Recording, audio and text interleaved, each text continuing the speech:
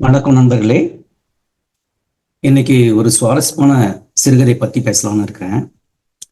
அதுக்கு முன்னாடி இந்த கதை எழுதின எழுத்தாளரை பத்தி கொஞ்சம் தெரிஞ்சுக்கலாம். இவர் தமிழ் வரலாற்று புனைகதை உலகத்துல தனக்குன்னு ஒரு தனி இடத்தை உருவாக்கினவர். வரலாறு, கற்பனை, விறுவிறுப்பான போர்க்கள வர்ணனை, காதல் எல்லாத்தையும் ஒன்னா சேர்த்து எழுத்துல இவருக்கு நிகர் இவரே. இவர் பிறந்தது நவம்பர் 10, 1910 திருக்கோவிலூர்ல. படிச்சது திருச்சி செயின்ட் ஜோசப் கல்லூரியில. மாணவ பருவத்திலேயே தேசபக்தி, சுதந்திர தாகம் இவருக்கு இருந்திருக்கு. மகாத்மா காந்தி, ராஜாஜி இவங்களுடைய கொள்கையில கவரப்பட்டு இந்திய தேசிய காங்கிரஸ்ல சேர்ந்து சுதந்திர போராட்டத்திலையும் தீவிரமா ஈடுபட்டவர். இவருடைய எழுத்து பயணம் ஆரம்பிச்சது சுதேசி மித்திரன் நாளிதழில நிருபராக சேர்ந்தாரு. அப்போ காந்தியடிகள் உட்பட பல முக்கிய தலைவர்களை பேட்டி காணும் வாய்ப்பு இவருக்கு கிடைச்சது. அப்புறம் குமுதம் வார இதழில் எழுதின வரலாற்று தொடர் தான் இவருடைய முக்கியமான வரலாற்று தொடர். அந்த குமுத இதழுடைய விற்பனை புது உச்சத்துக்கு போச்சு இவருடைய கதையை படிக்கிறதுக்காக. தமிழகம் முழுக்க பெரிய பெயர் வாங்கி கொடுத்தது அந்த நாவல். எழுத்துலகம் மட்டும் இல்லாம ஸ்வர்கசீமா, என் வீடு மாதிரி படங்களுக்கு திரைக்கதை எழுதி சினிமா துறையிலையும் தன் முத்திரையை பதிச்சிருக்காரு. சோழர் காலத்துல நடந்த கடல் ஆதிக்கத்தை பேசுற கடல் புறா, ரோமானிய தமிழ் தொடர்பை சொல்ற யவனராணி, அதுக்கு மேல மன்னன் மகள், ராஜமுத்திரை, விஜய மகாதேவி மாதிரி பல காலம் கடந்து நிக்கிற நாவல்களை இவர் எழுதிக்கிறாரு. தன் குலக்குழுவான சாண்டில்ய கோத்திரத்தோட பெயரையே புனப்பெயரா வச்சுக்கிட்டு தமிழ் வரலாற்று நாவல்களுக்கு ஒரு பொற்காலத்தையே உருவாக்குனவர். இயற்பெயர் ஆர் பாஷ்யம் ஐயங்கார். இவர் எழுதின கதை தான் இன்னைக்கு நம்ம பேச போற கோழை சோழன். 1979 வெளியான இந்த சிறுகதை எழுதினவர் யாருன்னு இப்ப சொல்லிடலாம். நாம எல்லாரும் அன்போடு அழைக்கிற பேரு சாண்டில்யன். சாண்டில்யன் சொன்னா எல்லாருக்குமே இப்ப தெரிஞ்சிருக்கும். முன்னாடியே உங்களுக்கு தெரிஞ்சிருக்கும் நான் சொல்லதை வச்சு. இருந்தாலும் இந்த பில்டப் அவருக்கு ரொம்ப அருமை நான் நினைக்கிறேன். இப்போ கதைக்கு வரேன். கோழைச்சோழன் ஒரு சிறு கதை, பெருசுலாம் கிடையாது, பெரிய நாவல் இல்லை, ஒரு சிறுகதை. அதுல ஒருத்தவங்களை தோற்றத்தை வச்சு மதிப்பிடக்கூடாதுன்றது தான் ஒரு சின்ன ஒரே ஒரு லைன் தான் அந்த கதையே.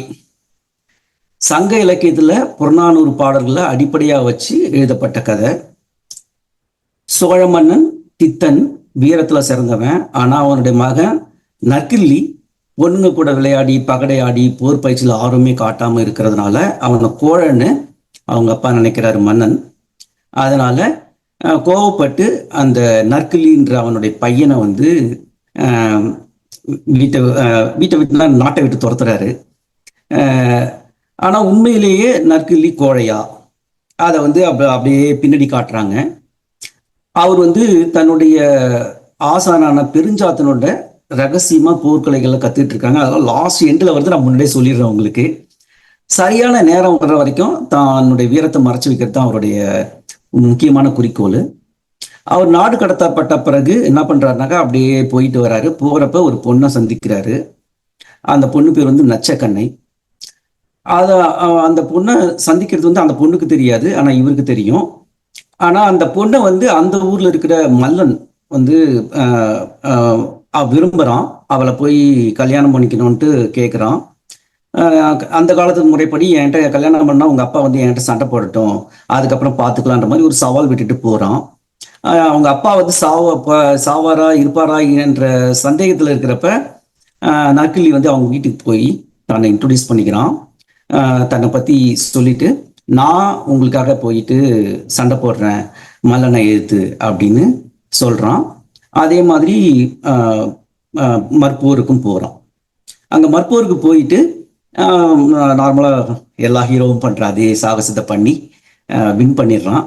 அது முடிஞ்சிடுச்சு. ஆனா சாண்டில்யன் இந்த கதையை அப்படியே எடுத்துட்டு போவாரு. வரலாற்று புனைவோட அந்த புறநானூறுல 80 85 இருக்கிற கதை, அந்த பாடல்களை வச்சு இந்த கதையை பண்ணியிருக்கிறாரு. அவருடைய அருமையான வர்ணனைகளும் அது போற போக்கும் அவ்வளோ அருமையா இருக்கும்.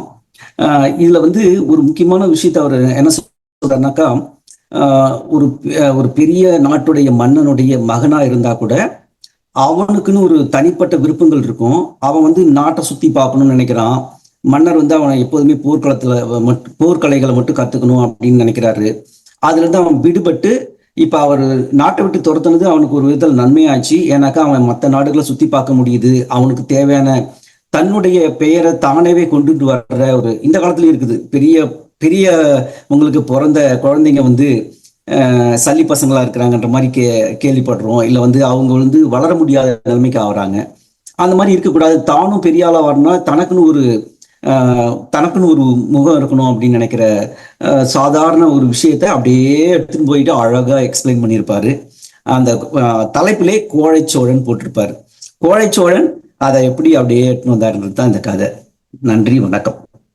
மகிழ்ச்சி.